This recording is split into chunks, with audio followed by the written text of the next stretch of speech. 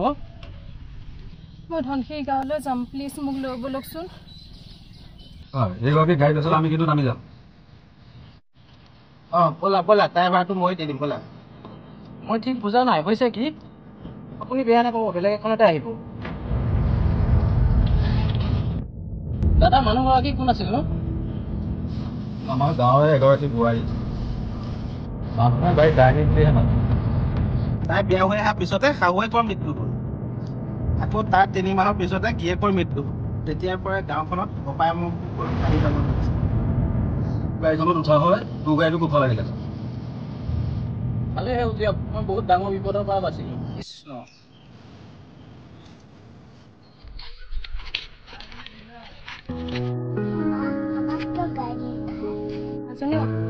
স্বাস্থ্যৰ কাৰণে ভাল ব'ল আমি গৈ থাকো বৰমা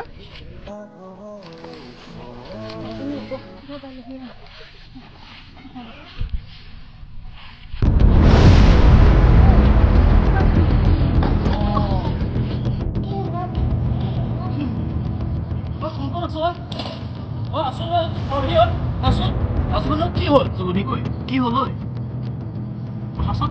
কথাচোন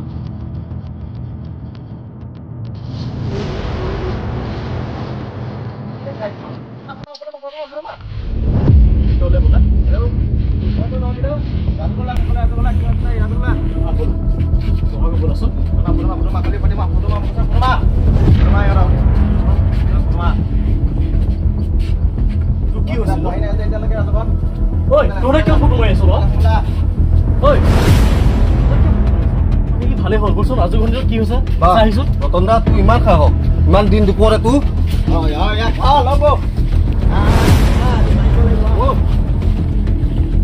তন্দা তই ইমান নিলাজ নে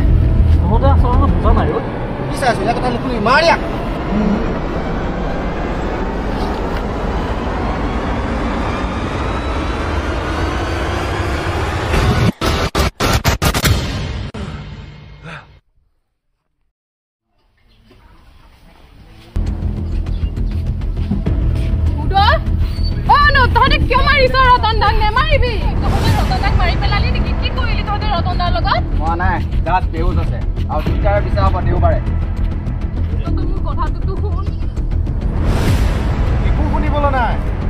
মোৰ মোবাইলত ফটো আছে দেওবাৰে বিচাৰ হ'ব বিচাৰলৈ আহিবি বিচাৰ হ'ব লাগিব গাঁৱত এনেকে বিচাৰ হ'বলৈ দিয়া নহ'ব দেওবাৰে আহি যাবি মিটিঙত দেওবাৰে গাম্বৰাজ্যৰ লগত মিটিং দিয়া হ'ব কি হৈছে তাত কি হৈছে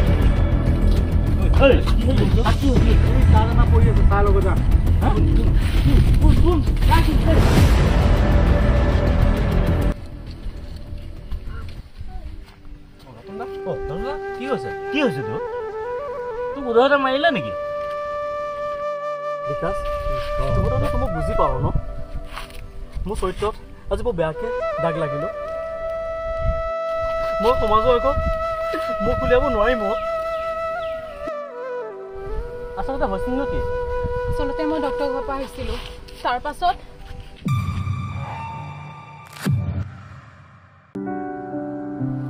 চিন্তা নকৰিব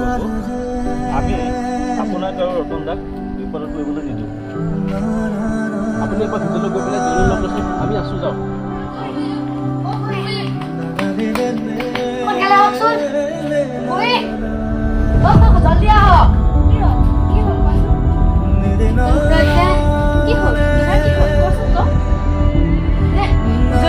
বেয়াকে মাৰি আছে মানুহটো কিয় মাৰিছে দৰ্জাখন মাৰি আছোন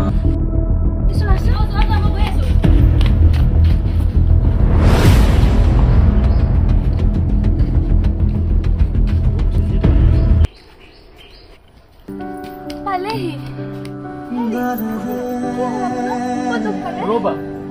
মোক চুই তোমাৰ শৰীৰটো অপবিত্ৰ নকৰিবা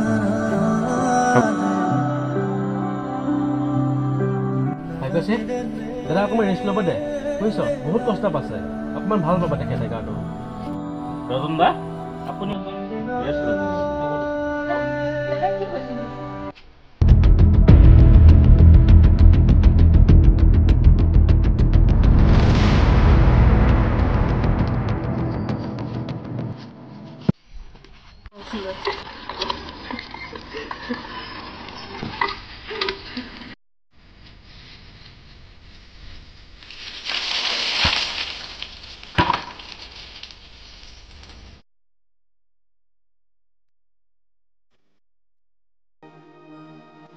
দা তই ইমান নিলাভ নে ৰতন দা তোৰ ইমান খাপ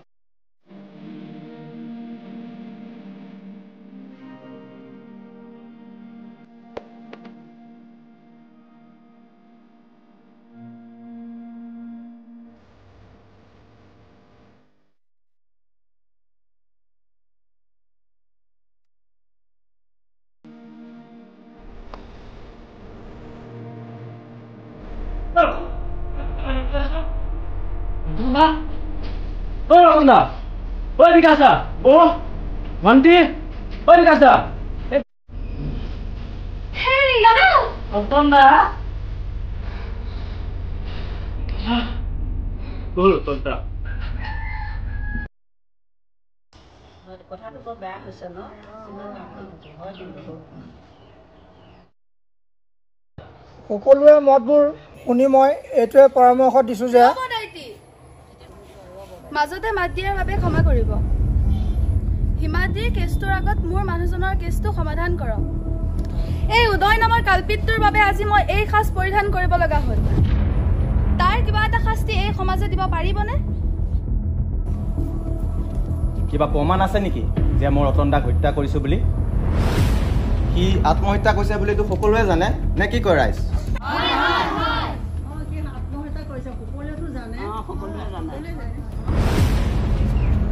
মাননীয় সদন ৰতনক যে উদয়হঁতে মাৰপিট কৰিছে কিবা প্ৰমাণ আছে নেকি বাৰু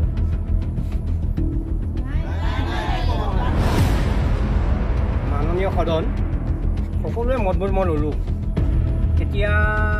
মোৰ প্ৰমাণ নোহোৱাৰ বাবে উদয় শইকীয়াক আমি দোষমুক্ত বুলি ঘোষণা কৰিলোঁ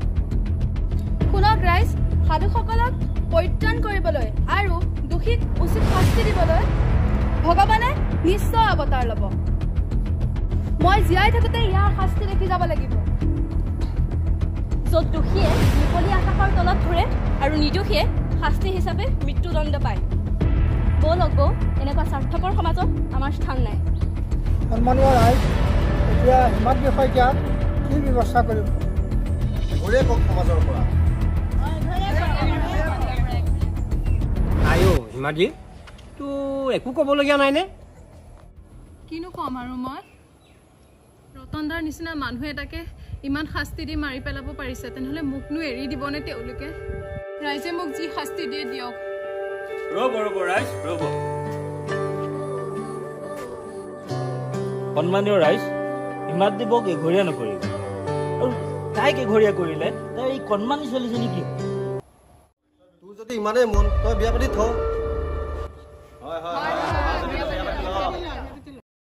ৰ'ব এই মোৰ কাৰণে যদি দুটি জীৱ উদ্ধাৰ হয় তেন্তে হিমাদ্ৰীবক গৈ বিয়া বোপা তই মোক কি কৈছ বিকাশ তুমি আৰু মোক লাজত নেপেলাবা আগত বাৰে বাৰে মোক মুঠপাত্ৰ নকৰিবা বৌ দেউতা মই ঠিকেই কৈছোঁ এই কাপোৰকে ভৰি থকা সমাজখনক মই দেখুৱাই দিম যে মানৱতা এতিয়াও জীয়াই আছে হ'ব আমি সকলোৱে বিকাশক 7 দিনৰ বাবে সময় দিছোঁ আৰু তাৰপিছত যদি সি বিয়া নকৰায় তেতিয়া হিমাদ্ৰীৰ লগতে তাৰো শাস্তি হ'ব কিন্তু বেয়া নাপাব তেতিয়াহ'লে আজিলৈ সভা ভংগ আৰু বৌ আছে না বৌ বিকাশ নেকি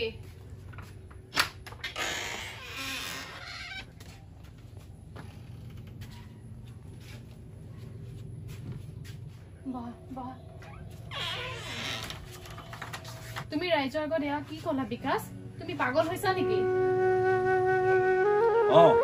পাগল হৈছো এই সমাজখনেই মোক পাগল কৰিছে বৌ মোক ভুল নুবুজিব মই এই বিকলাংগ সমাজ ব্যৱস্থাখনক শুধৰাব বিচাৰিছো এই মানুহবোৰৰ অপৰিষ্কাৰ মনবোৰ আঁতৰাই মই শুধৰাব বিচাৰো কিন্তু কিয় তুমি মোৰ কাৰণে নিজৰ জীৱনটো ধ্বংস কৰিব ওলাইছা কাব কৰিছো মোক অকমান অকলে থাকিব দিয়া তুমি আইবোৰৰ পৰা আঁতৰি যোৱা চোৱা বৌ কান্দিলে কোনো ৰণত জয়ী হ'ব নোৱাৰে ৰণত জয়ী হ'বলৈ সাহস লাগিব মই মাথো সমাজৰ আগত তোমাক পবিত্ৰ বুলি প্ৰমাণ কৰিবলৈ খোজো আৰু মাজনীক মই দেউতাকৰ মৰম দিব বিচাৰোঁ নহ'লে সেই উদয়হঁতৰ দৰে মানুহবোৰৰ জয় হ'ব দিগন্ত তুমি তোমাৰ বন্ধুক বুজোৱা সি বহুত অবুজন হৈ পৰিছে মই একো নুবুজো আৰু এটা কথা মই তোমাক কথা দিছো এই সমাজক দেখুৱাহে মই তোমাক পত্নী কৰাব ময়ো কথা দিছো সেই ৰামায়ণৰ ৰামৰ লগত লক্ষ্মণ থকাৰ দৰে মই আপোনালোকক সদায় থাকিব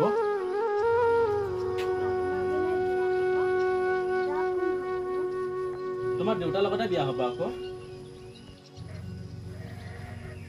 আমি কাইলৈকে আহি তোমাক লৈ যাম তুমি খালি দেউতা দেউতা মই হিমাবুক লৈ আহিছো তই খং নকৰিবি বোৱাৰী এই মাজনী এই ছাতি পাছলৈ লৈ আছোন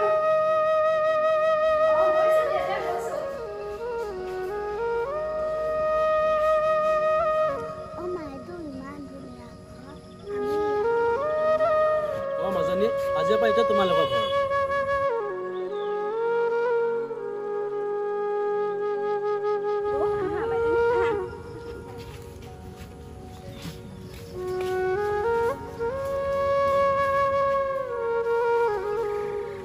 বিকাশ দা মই গৈ থাকোঁ হা কিবা যদি অসুবিধা হয় মোক নিশ্চয় ফোন এটা কৰিব আপুনি হ'ব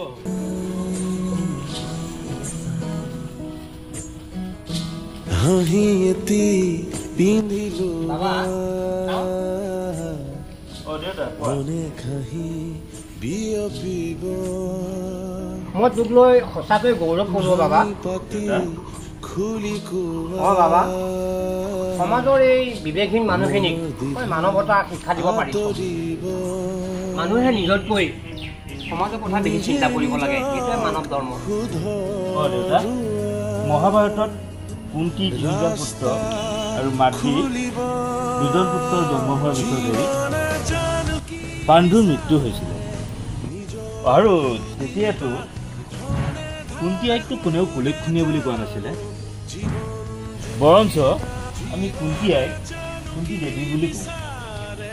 এই আমাৰ এই সমাজ ব্যৱস্থাত এইবোৰ কিয় আমাৰ মনবোৰ সলনি কৰিব হ'লো বাবা দেউতা মোৰ কাৰণে আজি এজনী মহিলা আৰু এজনী কণমানীয়ে নতুন জীৱন পালে আজি বহুত সুখী দেউতা মই আজি বহুত সুখী দেউতা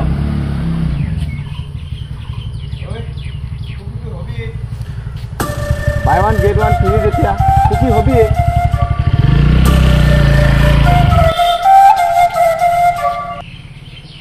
দেউতা অকণমান বহচোন সিহঁতৰ কথাত গুৰুত্ব নিদিবি সিহঁত আৰু শুধৰণি হোৱাৰ ৰাস্তা নাই হ'ব দে পিতাই তই বহচোন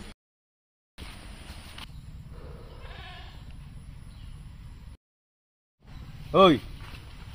আজি বাপেক পিতেকক দি থৈ আহিছোঁ সমাজৰ আগত হিৰো ওলাব আহে সিহঁতে হয় কথাটো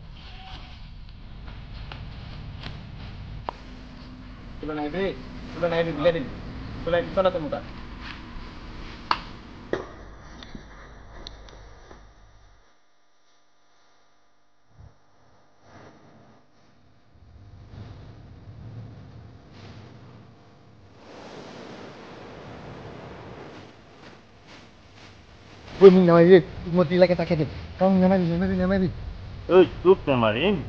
তোৰ কাৰণে আজি আমাৰ ৰতন দাৰ মৃত্যু হ'ল